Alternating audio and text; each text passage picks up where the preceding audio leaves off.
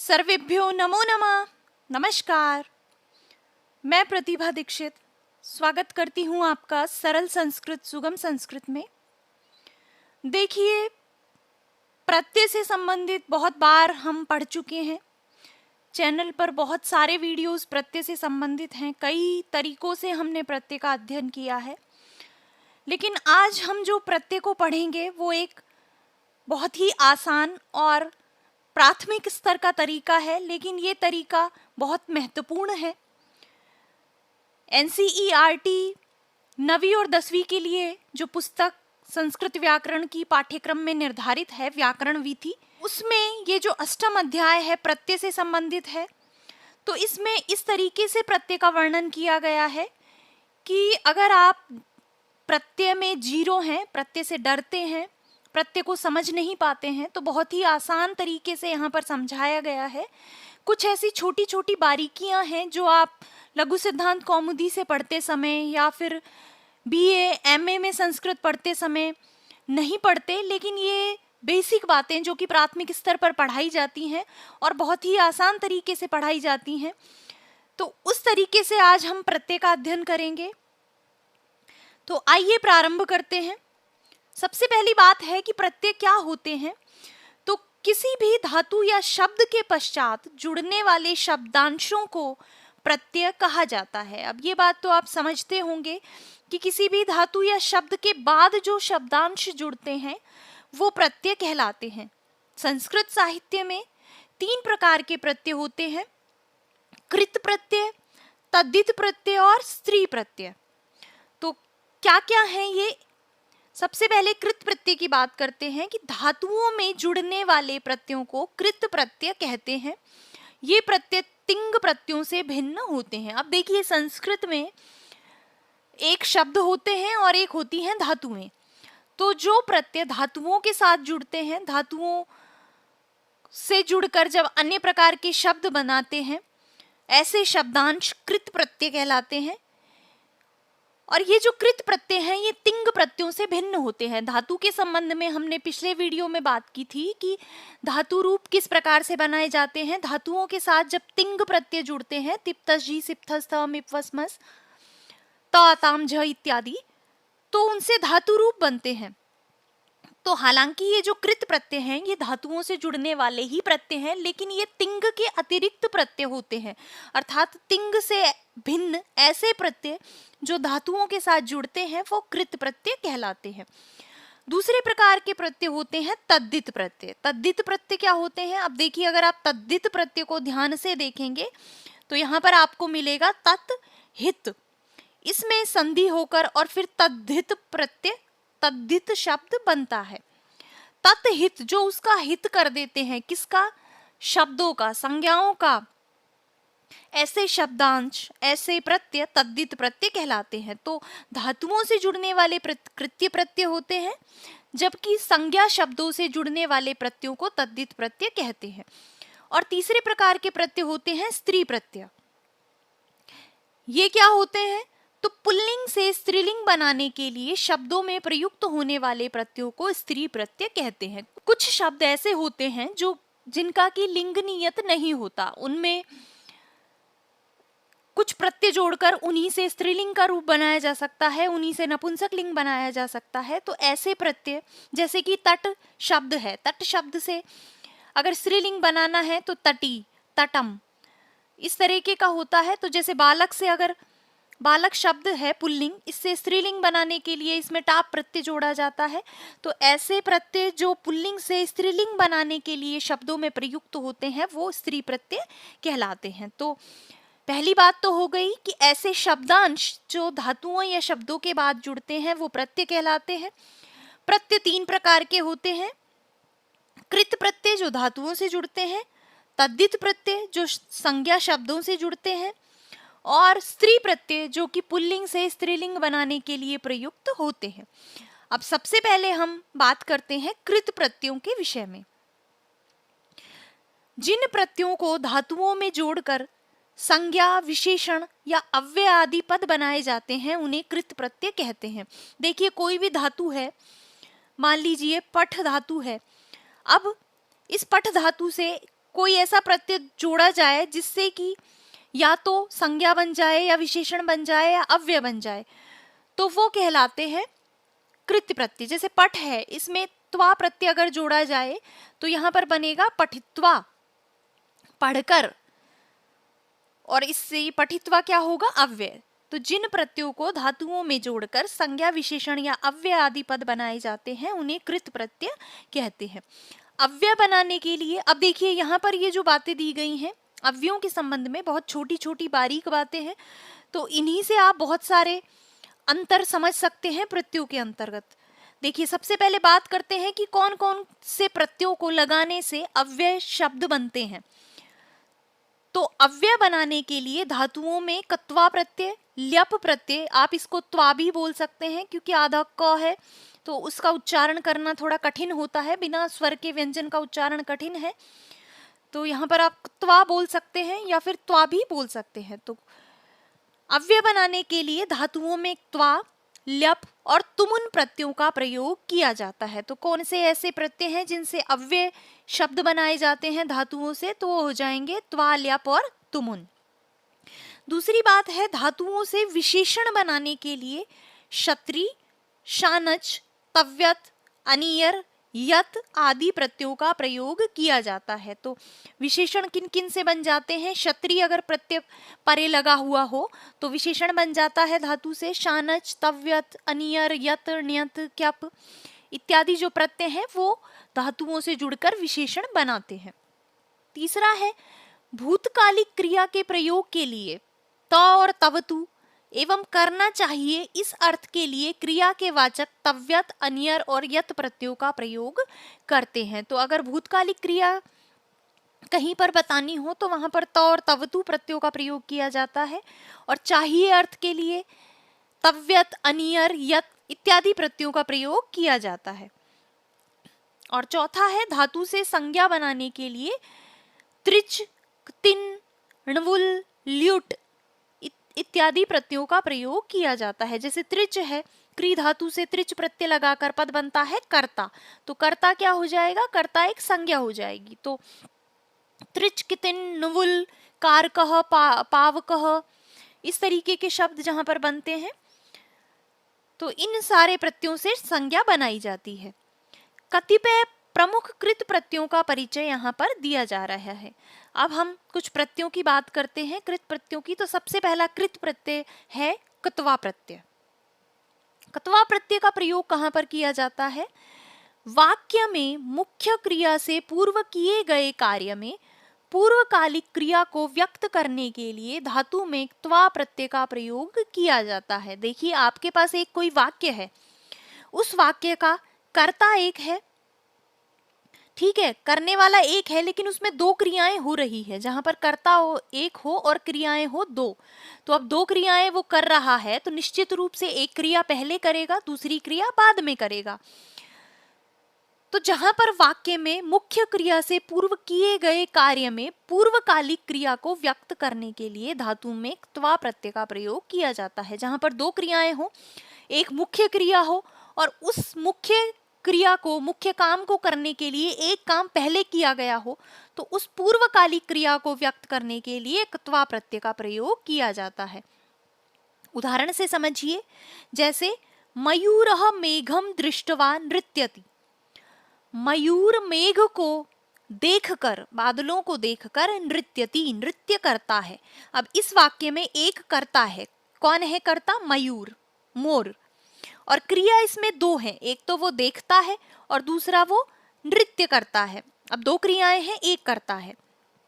इनमें से जो मुख्य क्रिया है उससे पूर्वकालिक क्रिया में जो क्रिया वो पहले करेगा उस क्रिया में कत्वा प्रत्यय का प्रयोग किया जाता है। जैसे मयूरः मेघम दृष्ट्वा, पहले मोर ने बादलों को देखा और उसके बाद वो नाचता है, तो पहले देखने की क्रिया हुई, उसके बाद जो मुख्य क्रिया है नाचने की वो हुई। तो पूर्वकालिक क्रिया जो कि देखना है उसमें कत्वा प्रत्यय का प्रयोग करके यहाँ पर पद बना है दृष्टवा।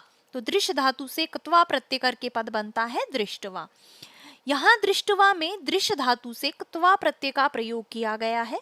यह क्रिया नर्तन क्रिया की पूर्वकालिक क्रिया है। तो आप समझ गए, जहां पर करने वाला एक हो, कर्ता एक हो, दो क्रियाओं को करे, वहां पर जो पहले होने वाली क्रिया है, पूर्वकालिक क्रिया है, उसमें कत्वा प्रत्यय का प्रयोग किया जाता है। और इससे शब्द किस प्रकार बनते हैं, तो उसके लिए कुछ उदाहरण यहाँ पर दिए गए हैं। जैसे क्री धातु से कत्वा प्रत्यय करके पद बनता है कृत्वा। कृत्वा का तात्पर्य हो जाएगा करके। करके, इसमें इसी प्रकार के अर्थ आते हैं, देख के, करके, जाके, नहा के, सो के, पी के, सुनकर, हटकर, रोकर, पूछकर, त्याग कर। तो कृत्वा का तात्पर्य हो जाएगा करके। अब यहाँ पर वाक्य प्रयोग भी दिया गया है, जैसे हम बोलते हैं सह कार्यम कृत्वा गृहम गच्छ त्वम कार्यम। अब देखिए यहाँ पर आपको ये देखना है कि यहाँ पर कौन सी क्रियापद दी गई है, कौन सा धातु रूप दिया गया है। तो यहाँ पर गम धातु का मध्यम पुरुष का लोट लकार एक वचन दिया गया है, तो हमें यहाँ पर जो कर्ता लगाना है वो भी हम मध्यम पुरुष एक वचन लगाएंगे।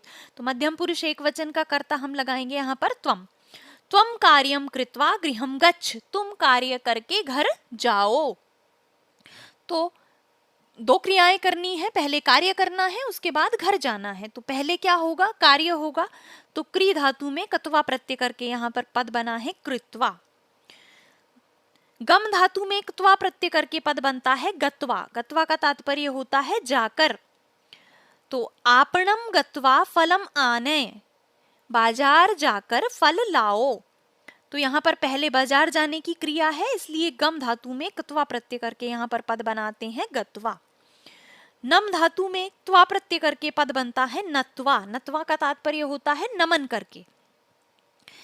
सरस्वतीम देवीम नत्वा पाठम पठ, सरस्वती देवी को नमस्कार करके, नमन करके पाठ पढ़ो।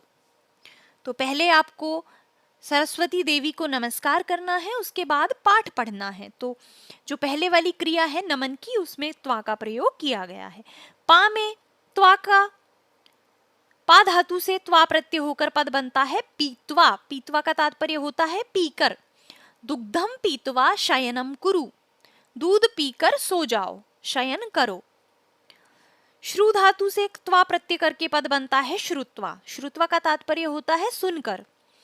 वार्ताम श्रुत्वा आगतो अस्मि, वार्ता सुनकर आया हूं। तो पहले वार्ता सुनी, उसके बाद आया हूं। तो यहाँ पर श्रुत्वा पद हो जाएगा। दृश्य धातु में त्वा प्रत्यय करके पद बनता है दृष्टवा। दृष्टवा का तात्पर्य होगा देखकर। तो बहि दृष्टवा आगच्छामि, बाहर देखकर आगच्छामि, आता हूं। हन धातु से त्वा प्रत्यय करके पद बनेगा हत्वा। हत्वा का तात्पर्य हो जाएगा मारकर। रामः रावणम हत्वा सीताम प्राप्नोत, राम ने रावण को मारकर सीता को प्राप्त किया। पृच्छ धातु से त्वा प्रत्यय करके पद बनता है पृष्ठवा। पृष्ठवा का तात्पर्य हो जाएगा पूछकर। गुरुम पृष्ठवा आगच्छामि, गुरु से पूछकर आता हूं। तो यहाँ पर हो जाएगा पृष्ठवा। तिज धातु में त्वा प्रत्यय करके पद बनता है त्यक्तवा। त्यक्तवा का तात्पर्य होता है त्याग कर। सीताम वने त्यक्तवा लक्ष्मणः आगतः, सीता को वन में त्याग कर, छोड़कर लक्ष्मणः आगतः, लक्ष्मण आ गए। स्पृश धातु से त्वा प्रत्यय करके पद बनता है स्पृष्टवा। स्पृष्टवा का तात्पर्य हो जाएगा छूकर। मम मित्रम माम स्पृष्टवा गतः, मेरा मित्र मुझे छूकर गया। ज्ञा से त्वा प्रत्यय करके पद बनेगा ज्ञात्वा। ज्ञात्वा का तात्पर्य हो जाएगा जानकर। परीक्षा फलम ज्ञात्वा सह अति प्रसन्नः अस्ति, परीक्षा फल जानकर, परीक्षा का परिणाम जानकर वह अतीव प्रसन्न है। पठ धातु से त्वा प्रत्यय करके पद बनता है पठित्वा। पठित्वा का तात्पर्य होता है पढ़कर। अहम पुस्तकम पठित्वा ज्ञानम प्रापश्यामि, मैं पुस्तक पढ़कर ज्ञान प्राप्त करता हूँ। प्रापश्यामि, प्राप्त करूंगा। तो यहाँ पर हो जाएगा पठित्वा, पढ़कर। पत धातु से त्वा प्रत्यय करके पद बनता है पतित्वा। पतित्वा का तात्पर्य हो जाएगा गिरकर। तो इसका वाक्य प्रयोग होगा जैसे कि अश्वः पतित्वा उत्थितः, अश्व से गिरकर उठ खड़ा हुआ। और पूज धातु से त्वा प्रत्यय करके पद बनता है पूजयित्वा। पूजयित्वा का तात्पर्य हो जाएगा पूज कर। देवीं पूजयित्वा मेलापकम गमिष्यामि, देवी को पूजकर मेले में जाऊंगा। तो कई जगह नवरात्रि का मेला लगता है, तो बहुत जगह ये परंपरा होती है कि पहले देवी को पूजूंगा और उसके बाद मेले में जाऊंगा। त्वा प्रत्यांत शब्दों का भी अव्यय के रूप में प्रयोग होता है, क्योंकि ये अव्यय होते हैं, इनके रूप में कोई परिवर्तन नहीं होता। अब यहाँ पर आपको ध्यान रखने योग्य बात यह है कि त्वा प्रत्यय से मिलकर जो शब्द बनते हैं वो अव्यय होते हैं। और अव्यय का तात्पर्य क्या है? जिनमें किसी भी विभक्ति में, किसी भी वचन में और किसी भी लिंग में कोई परिवर्तन नहीं होता, वो ज्यों के त्यों रहते हैं, उनको अव्यय कहते हैं। तो जैसे पठ से त्वा मिलकर पठित्वा पद बनता है, तो पठित्वा को आप किसी भी प्रकार के वाक्य में, किसी भी लिंग के लिए, किसी भी वचन में प्रयुक्त कर दें, ये सिर्फ पठित्वा ही रहेगा, इसमें कोई परिवर्तन नहीं होगा। तो त्वा प्रत्यांत शब्द भी अव्यय होते हैं। दूसरा प्रत्यय है ल्यप प्रत्यय। ल्यप प्रत्यय कहां पर होता है? तो पूर्वकालिक क्रिया के अर्थ में ल्यप प्रत्यय का भी प्रयोग होता है। जहां पर धातु से पूर्व कोई उपसर्ग लगा होता है, वहां त्वा के स्थान पर ल्यप का प्रयोग किया जाता है। जो बात त्वा के संबंध में हमने पढ़ी है वो ही सेम बात है, वहीं पर ल्यप प्रत्यय का भी प्रयोग किया जाता है। लेकिन इसमें एक विशेषता है कि अगर धातु से पूर्व कोई उपसर्ग लगा हो तो हम धातु के बाद त्वा प्रत्यय न लगाकर ल्यप प्रत्यय का प्रयोग कर देते हैं। जब करने वाला एक हो, किसी वाक्य में कर्ता एक हो, वो दो क्रियाएं करे, तो हम त्वा का प्रयोग करेंगे। लेकिन अगर उस धातु से पूर्व उपसर्ग लगा हुआ हो तो त्वा के स्थान पर ल्यप का प्रयोग हो जाएगा। ल्यप प्रत्यांत शब्द भी अव्यय के रूप में ही प्रयोग किए जाते हैं, इनके रूप में भी कोई परिवर्तन नहीं होता। ल्यप प्रत्यय से बनने वाले शब्द भी अव्यय ही होते हैं, तो इनका किसी भी विभक्ति, वचन या लिंग में कोई भी परिवर्तन नहीं होता, ये भी अव्यय ही होते हैं। अब इसके उदाहरण देखते हैं। जैसे देखिए, नम धातु से नमन करके अर्थ में हमने त्वा प्रत्यय लगाया था, लेकिन अगर नम धातु से पूर्व प्र उपसर्ग लगा हो तो त्वा के स्थान पर ल्यप प्रत्यय लगाएंगे और पद बन जाएगा प्रणम्य। प्रणम्य का तात्पर्य हो जाएगा प्रणाम करके। इसका वाक्य है जैसे गुरुम प्रणम्य सह पठती, गुरु को प्रणाम करके वह पढ़ता है। ज्ञा धातु से पूर्व वी उपसर्ग होने पर ल्यप प्रत्यय होकर पद बनता है विज्ञाय, और विज्ञाय का तात्पर्य होता है जानकर। वार्ताम विज्ञाय त्वम आगच्छ, वार्ता को जानकर तुम आओ। इसी प्रकार गम धातु से पूर्व अगर आ उपसर्ग लगा हो तो ल्यप प्रत्यय का प्रयोग करके पद बनेगा आगत्य, और आगत्य का तात्पर्य होता है आकर। इसका वाक्य बनेगा जैसे गृहात आगत्य सह पाटलिपुत्र गतवान, घर से आकर वो पाटलिपुत्र चला गया। अगला है दा धातु में आ उपसर्ग पूर्वक ल्यप प्रत्यय होकर पद बनता है आदाय। आदाय का तात्पर्य होता है लाकर। इसका वाक्य प्रयोग है किम आदाय सह समायातः, क्या लाकर सह समायातः वह आया। अगला है वी पूर्वक स्मृ धातु से ल्यप प्रत्यय करके पद बनता है विस्मृत्य। विस्मृत्य का तात्पर्य होता है भूलकर। तो पाठम विस्मृत्य सह किम कर्तव्य विमूढ़ अभवत, पाठ को भूलकर वह किम कर्तव्य विमूढ़ हो गया कि अब मैं क्या करूं। किसी दिन मैं आपको पढ़ा रही हूं और अचानक मैं कोई कॉन्सेप्ट भूल जाऊं, कोई चीज मेरे दिमाग से निकल जाए, तो किम कर्तव्य विमूढ़ता आ जाती है कि अब क्या करूं। तो उसी प्रकार की स्थिति के लिए बोल रहे हैं कि पाठम विस्मृत्य, पाठ को भूलकर सह किम कर्तव्य विमूढ़ अभवत, वह किम कर्तव्य विमूढ़ हो गया। विपूर्वक जी धातु से ल्यप प्रत्यय करके पद बनता है विजित्य। विजित्य का तात्पर्य होता है जीत कर। और यहाँ पर जैसे वाक्य बनता है शत्रुन विजित्य राजा प्रसन्न अभवत, शत्रु को जीतकर राजा प्रसन्न हो गया। उत्पूर्वक डी धातु से ल्यप प्रत्यय करके पद बनता है उड्डीय। उड्डीय का तात्पर्य होता है उड़कर। खगः उड्डीय प्रसन्ना भवन्ति, पक्षी उड़कर प्रसन्न होते हैं। इसी प्रकार आपूर्वक नी धातु से ल्यप प्रत्यय करके पद बनता है आनीय, और आनीय का तात्पर्य होता है लाकर। इसका वाक्य प्रयोग है शिष्यः शुल्कम आनीय गुरुवे दत्तवान, शिष्य ने शुल्क लाकर गुरु को दिया। इसी प्रकार उपपूर्वक क्री धातु से ल्यप प्रत्यय करके बनता है उपकृत्य। उपकृत्य का तात्पर्य होता है उपकार करके। सज्जनः उपकृत्य विस्मरन्ति, सज्जन उपकार करके भूल जाते हैं। जो सज्जन लोग होते हैं वो उपकार करके याद नहीं रखते, उपकार करके भूल जाते हैं। तो उपकार करके अर्थ में यहाँ पर पद आएगा उपकृत्य। प्रपूर्वक आप धातु से ल्यप प्रत्यय करके पद बनता है प्राप्य। प्राप्य का तात्पर्य होता है प्राप्त करके। छात्रः परीक्षा फलम प्राप्य प्रसन्नः जातः, छात्र परीक्षा फल प्राप्त करके प्रसन्न हो गया। अगला है प्रपूर्वक दा धातु से ल्यप प्रत्यय करके पद बनता है प्रदाय। प्रदाय का तात्पर्य होता है देकर। निर्धनेभ्यः धनम प्रदाय धनिकः गतः, निर्धनों को धन देकर, निर्धनों के लिए धन देकर धनिक चला गया। अगला है सम उपसर्ग पूर्वक स्पृश धातु से ल्यप प्रत्यय करके पद बनता है संस्पृश्य। संस्पृश्य का तात्पर्य होता है स्पर्श करके। पितुः चरणम संस्पृश्य सह आशीर्वादम प्राप्तवान, पिता के चरणों को स्पर्श करके उसने आशीर्वाद प्राप्त किया। अगला है उत्पूर्वक त्रि धातु से ल्यप प्रत्यय करके पद बनता है उत्तीर्य। उत्तीर्य का तात्पर्य होता है उत्तीर्ण करके। तो दशम कक्षाम उत्तीर्य सह उच्च विद्यालये प्रवेशम अलभत। अगर अलभंत कर देंगे तो यहाँ पर गलत हो जाएगा, एक वचन में अलभत पद ही होगा यहाँ पर। तो दशम कक्षाम 10वीं कक्षा को उत्तीर्ण करके सह उच्च विद्यालये, उसने उच्च विद्यालय में प्रवेश लिया।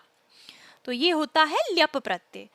पूर्वकालिक क्रिया को व्यक्त करने के लिए ल्यप प्रत्यय का प्रयोग किया जाता है। जहां पर की धातु से पूर्व उपसर्ग लगा हो वहां पर ल्यप प्रत्यय का प्रयोग किया जाता है। तीसरा प्रत्यय है तुमुन प्रत्यय। तुमुन प्रत्यय में तुम शेष रहता है। अच्छा, ल्यप और त्वा के विषय में मैं आपको यहीं पर बता देती हूँ, वहां पर मैं भूल गई थी। ल्यप में देखिए ये प का लोप हो जाता है, इस ल का लोप हो जाता है और केवल य शेष रहता है। लोप का मतलब है कि ये दिखाई नहीं देते, केवल य रहता है। तो जब आप ल्यप प्रत्यय लगाते हैं तो आपको शब्द के अंत में य दिखाई देगा।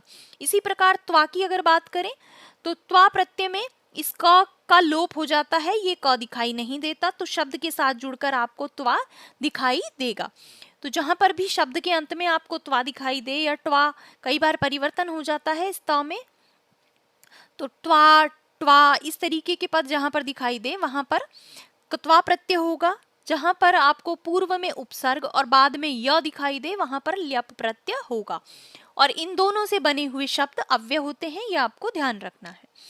तीसरा प्रत्यय है तुमुन प्रत्यय। इस तुमुन प्रत्यय में इस न की संज्ञा हो जाती है, इस उ की संज्ञा हो जाती है और इनका लोप हो जाता है। लोप होकर तुम शेष रहता है, तो शब्द के अंत में आपको यहाँ पर तुम दिखाई देगा। अब ये कहाँ प्रयुक्त होता है? तो निमित्तार्थक। ये तुमुन जो प्रत्यय है ये निमित्तार्थक है। निमित्तार्थक का क्या तात्पर्य है? के लिए, इस प्रकार का अर्थ जहां पर प्रकट हो, अर्थात क्रिया को करने के लिए, इस अर्थ में धातु के साथ तुमुन प्रत्यय लगता है। जैसे पढ़ने के लिए, खाने के लिए, सोने के लिए, नाचने के लिए, गाने के लिए, तो जहां पर के लिए अर्थ हो, प्रकट करना हो, वहां पर तुमुन प्रत्यय का प्रयोग किया जाता है। अब तुमुन के संबंध में एक बात और है कि जब दो क्रिया पदों का कर्ता एक होता है तथा एक क्रिया दूसरी क्रिया का प्रयोजन या निमित्त होती है, तो निमित्तार्थक क्रिया में, निमित्तार्थक क्रियापद में तुमुन प्रत्यय का प्रयोग किया जाता है। अब यहाँ पर भी कर्ता एक होता है और क्रियाएं दो होती हैं, लेकिन इस क्रिया में क्या अंतर है? यहाँ पर ये जो दोनों क्रियाएं हैं उसमें एक क्रिया दूसरी क्रिया का कारण है। एक कोई मुख्य क्रिया करनी होती है, मान लीजिए एक कोई क्रिया है विद्यालय जाने की क्रिया, लेकिन वो विद्यालय क्यों जाता है? पढ़ने के लिए जाता है। तो इसमें एक क्रिया दूसरे क्रिया की निमित्त होती है। तो जो निमित्तार्थक है, जिस हेतु से वो दूसरी क्रिया की जा रही है, पढ़ने के लिए जाता है, जाता एक क्रिया है, वह जाता है, लेकिन किस निमित्त के लिए जाता है विद्यालय, क्या कारण है उसका विद्यालय जाने का, तो पढ़ने के लिए जाता है। तो जहां पर जिस कारण के लिए अर्थ हो क्रिया में, वहां पर निमित्तार्थक जो क्रिया है उसमें तुमुन प्रत्यय का प्रयोग किया जाता है। जैसे उदाहरण है, सुरेशः पठितुम विद्यालयम गच्छति। देखिए यहाँ पर भी इन्होंने विद्यालय और पढ़ने का उदाहरण दिया है। सुरेश पढ़ने के लिए विद्यालय जाता है, तो सुरेश एक है, कर्ता इसमें एक है, इस वाक्य में दो क्रियाएं कर रहा है, ये पढ़ने की क्रिया और जाने की क्रिया। लेकिन इसमें जो पढ़ने की क्रिया है वो जाने की क्रिया का कारण है। सुरेश विद्यालय तो जाता है, लेकिन किस लिए जाता है, क्या कारण है उसका जाने का, तो पढ़ने के लिए जाता है। तो जो निमित्त वाली क्रिया है, जिस कारण, जो क्रिया कारण को बताती है कि इस कारण जाता है, वह सिनेमा हॉल में जाता है। क्यों जाता है, मूवी देखने के लिए जाता है। तो जो मूवी देखने की क्रिया है उसमें तुमुन प्रत्यय का प्रयोग किया जाता है। वाक्य में पढ़ना और जाना दो क्रियापद हैं, जिनमें पढ़ना क्रिया प्रयोजन है, जिसके लिए सुरेश विद्यालय जाता है, अतः पठितुम में तुमुन प्रत्यय होता है। समय, वेला आदि कालवाची शब्दों के योग में भी धातुओं से तुमुन प्रत्यय होता है। एक तो सीधी सी बात यह है कि जहां पर दो क्रियाएं हो तो जो निमित्तार्थक क्रिया है उसमें तुमुन प्रत्यय का प्रयोग होता है, और दूसरी बात यह है, समय, वेला आदि जो कालवाचक शब्द हैं उनके योग में भी धातुओं से तुमुन प्रत्यय होता है। जैसे स्नातुम वेला अस्ति, ये जो वेला शब्द है ये काल को बता रहा है, तो कालवाची शब्दों के योग में भी इस स्नातु क्रिया में तुमुन प्रत्यय का प्रयोग हुआ है। पठितुम समयो अस्ति, अब चूंकि इस वाक्य में क्रिया तो एक ही है, समय कोई क्रिया नहीं है, लेकिन कालवाची शब्द का प्रयोग होने के कारण जो पढ़ने की क्रिया है उसमें तुमुन प्रत्यय का प्रयोग हुआ है। तुमुन प्रत्यांत शब्द भी अव्यय होते हैं, इनका रूप भी नहीं बदलता। जैसे ये बनते हैं बस वैसे बनते हैं, किसी भी लिंग में, किसी भी विभक्ति में, किसी भी वचन में इनमें कोई परिवर्तन नहीं होता। अब इसके उदाहरण देखते हैं। जैसे गम धातु से तुमुन प्रत्यय करके पद बनता है गंतुम, गंतुम का तात्पर्य हो जाएगा जाने के लिए। इसका उदाहरण है, सह गृहम गंतुम उद्यतः अस्ति, वह घर जाने के लिए उद्यत है, तैयार है। हन धातु से तुमुन प्रत्यय करके पद बनता है हंतुम, और हंतुम का तात्पर्य हो जाएगा मारने के लिए। मृगम हंतुम सिंह समुद्यतः अस्ति, मृग को मारने के लिए सिंह समुद्यत है, भली भांति तैयार है। तो इसमें सिंह भली भांति तैयार है। अब क्यों तैयार है, मृग को मारने के लिए। तो ये जो निमित्तार्थक क्रिया है इसमें तुमुन प्रत्यय का प्रयोग यहाँ पर किया गया है। पा धातु से तुमुन प्रत्यय करके पद बनता है पातुम, पातुम का तात्पर्य होगा पीने के लिए। तो जलम पातुम सह नदीम गतवान, जल पीने के लिए वह नदी को गया, नदी की तरफ गया। स्ना धातु से तुमुन प्रत्यय करके पद बनता है स्नातुम, स्नातुम का तात्पर्य हो जाएगा स्नान के लिए। सह स्नातुम तरणतालम अगच्छत, वह स्नान के लिए तरणताल को गया। दा धातु से तुमुन प्रत्यय करके पद बनता है दातुम, दातुम का तात्पर्य हो जाएगा देने के लिए। इसका वाक्य है जैसे कि उत्तमः जनः ज्ञानम दातुम इच्छुकः भवति, उत्तम जन ज्ञान देने के लिए इच्छुक होता है।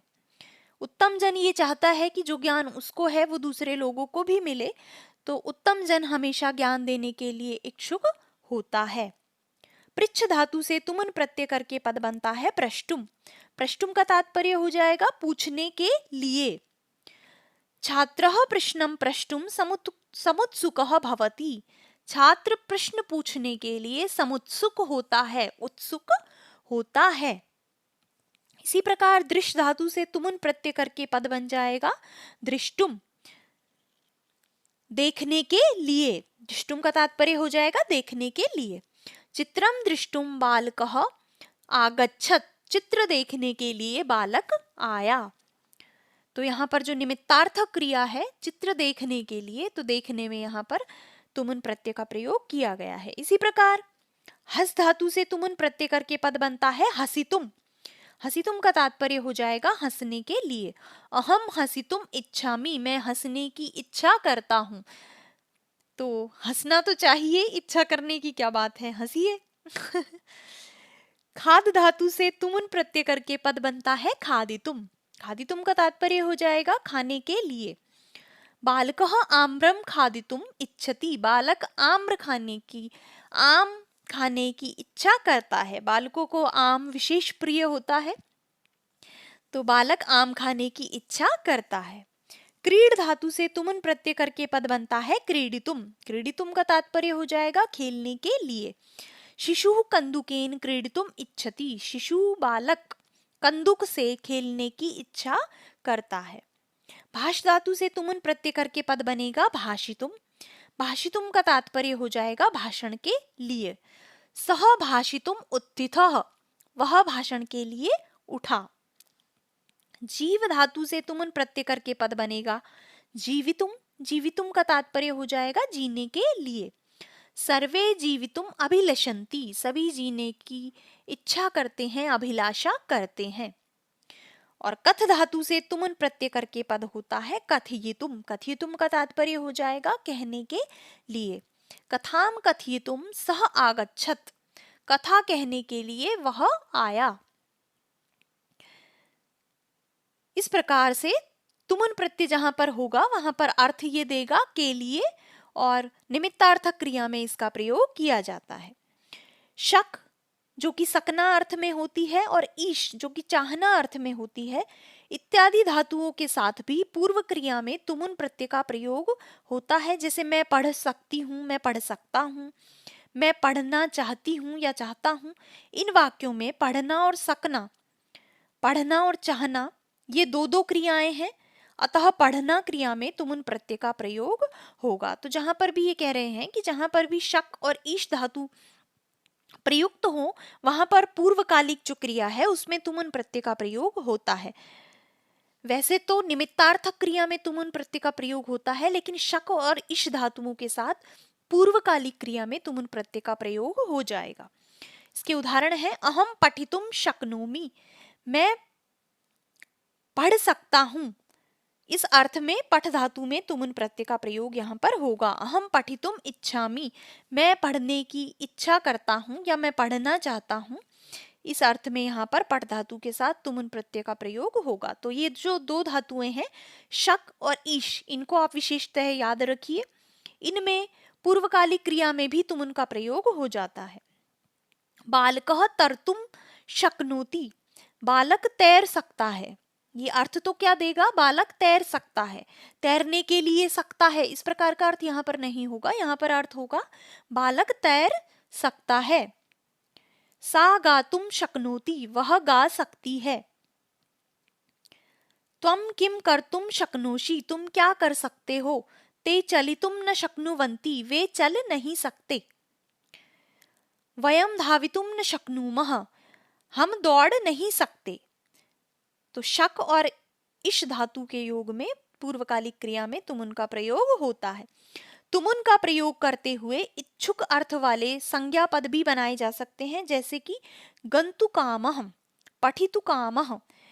इच्छुक अर्थ अर्थात इच्छा करने वाला, इस प्रकार का अर्थ देने वाले संज्ञा पद भी बनाए जा सकते हैं। इसमें क्या होता है कि पहले तो तुमुन प्रत्यय जोड़ दिया जाता है और उसके बाद कामः पद लगाकर संज्ञा शब्द बनाए जाते हैं। जैसे गंतुम तो हो जाएगा जाने के लिए, अब इसमें म का लोप हो जाएगा और गंतु कामः, इस तरह का पद जब बना देंगे तो ये होगा जाने का इच्छुक। पठितु कामः, बद्धु कामः, चलितु कामः, चलने का इच्छुक। लेखितु कामा, लिखने की इच्छुक। हसितु कामा, हंसने की इच्छुक। अब बताइए यहाँ पर कामा क्यों लिखा और यहाँ पर कामः क्यों लिखा, ये आप मुझे बताएंगे कमेंट करके।